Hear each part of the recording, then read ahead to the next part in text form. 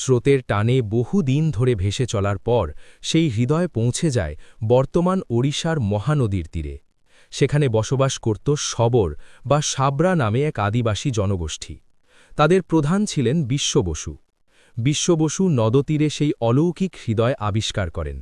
তা থেকে এক অপার্থিব দীপ্তি নির্গত হচ্ছিল।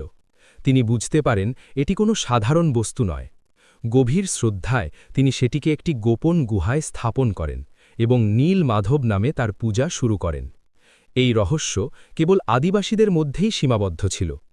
এই সময় অবন্তী রাজ্যে রাজত্ব করতেন রাজা ইন্দ্রদুম্ন, ভগবান বিষ্ণুর এক নিষ্ঠ ভক্ত। তিনি সর্বদা নারায়ণের দর্শনের আকাঙ্ক্ষায় ব্যাকুল থাকতেন।